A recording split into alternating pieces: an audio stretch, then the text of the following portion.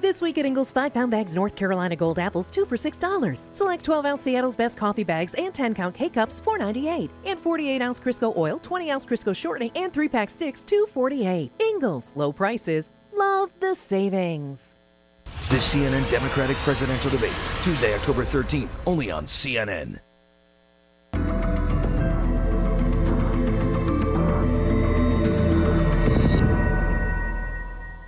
Just hearing somebody when I was at a church last night just pop a water container, and hearing that popping sound just completely freaked me out. So honestly, I don't know how this is going to go in the long run. That is just one example of a community visibly shaken by Thursday's mass shooting at Umpqua Community College in Oregon. Here with me in Atlanta, psychologist Erik Fisher, and joining us here. And we should mention that CNN is not reporting the gunman's name or showing any photos of him, in part because he had written these blog posts essentially saying that he had seen previous shooters who were, he felt, glorified, if you will. They got all this media attention, notoriety. He wanted the same. He aspired the same. And so it seems to prevent the copycats. Right. We're not going to do that. Well, and this is something I've been talking about for a number of the last shootings that have occurred. And what I'm calling these is crimes for attention, because in part they are cries for attention.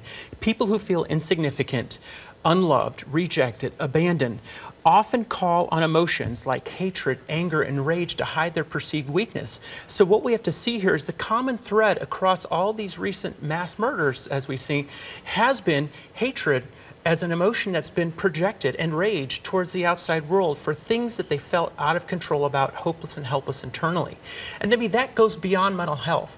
We have a serious issue in our culture about our understanding of emotions and how we teach our kids about emotion as well as ourselves, and this issue is not getting any better that I see. Is it necessarily a mental illness when you talk about something like this, or could this just be somebody who's reached a breaking point, who is angry, who is hostile, who's been rejected, who can't deal with those emotions? Well, I think then we have to look at coping mechanisms, which are often influenced by mental illness. So yes, they may feel depressed, they may feel anxiety, they may feel a combination of those things. Might there be a threshold for reaching a mental diagnosis? Not necessarily, but are there trends in that direction? Absolutely. What I see too is our fractured attachments in our generations. Social media is not helping this. Kids who are growing up on, to TVs and to the YouTube and all these things, they're not developing the depth of relationships that meets their needs for love, attachment, connection, that builds a sense of loyalty and community.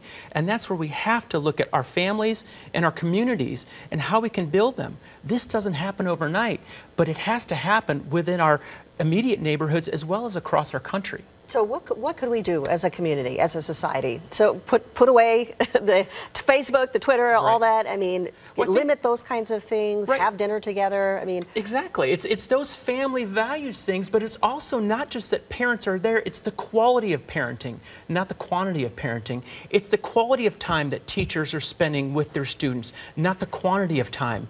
It's that they have mentors. A lot of these young men that are having these things happen, we have to look at what were their mentors or what were their connections to significant people in their lives, because helping them feel loved is a key. And in a world where we're propagating so much hate through our political world, our social media world, even what often we see in the media and the comments people make without thinking because of their anonymity, those comments are made out of cowardice. We have to see that we need to spread an environment of safety, security, and trust to build better communities. There does seem to be a mean-spiritedness, I would say, in the campaign trail and in our, really in our society, the way that we discuss things and relate to each other. Why do you think it's being expressed in mass shootings? Either the revenge or the frustration or the lack of love. Is that because they want to be infamous, because it's a big event that could be very, very, very bad, very hurtful? In part, yes. Or is it because it's easy?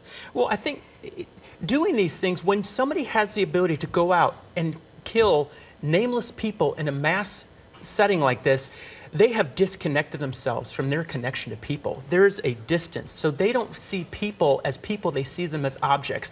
And to me, it's, I feel miserable and I want the world to know how bad I felt. And I do want, if I'm going out, I want to be known, because at least I'll be known somehow. And that has to do with the level of insignificance that so many people in our culture feel, that we can all make a difference. If everybody made a difference in one person's lives, in our country, in a child's life, a young adult's life, rather than judging them and standing above them and saying saying what's wrong with them. They found what was right.